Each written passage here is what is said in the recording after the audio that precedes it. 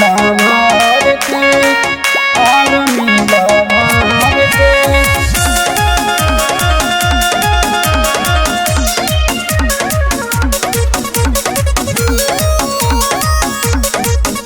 Army lover के केहू लगा लेता फसरी केहू खा लेता जहर के केहू लगा लेता फसरी केहू खा लेता जहर के तोड़नी काहे सपना मुदगी आर्मी लवर के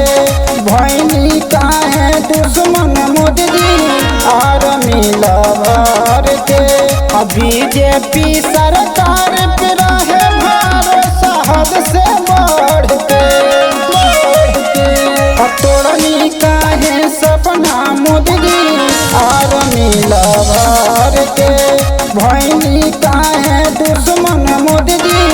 आर्मी लवर के आर्मी लवर के Mohit recording studio Nichlaul Maharajganj music by Jaswant Kumar.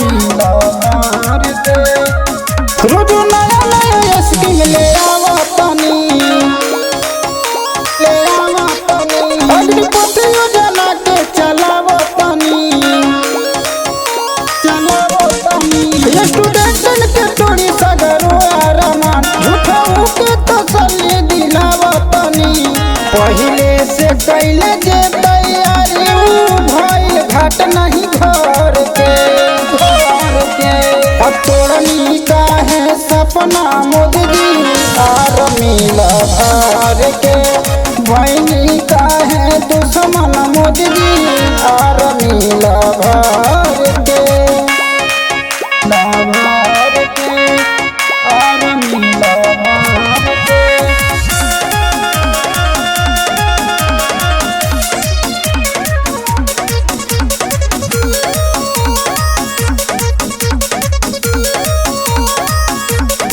के नौकरी कहीं 4 साल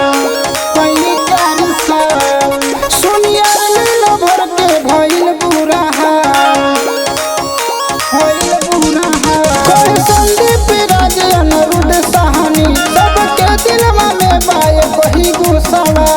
कोई जाई 4 साल बाद जब आवल जाई बॉर्डर से तोड़नी काहे सपना मुदगी आर्मी लवर के भैनी काहे दुश्मन मुदगी आर्मी लवर के दिल में ही है जज्बा रहे देखावल जाए कुछ करके तोड़नी काहे सपना मुदगी आर्मी लवर के भैनी काहे दुश्मन मुदगी आर्मी लवर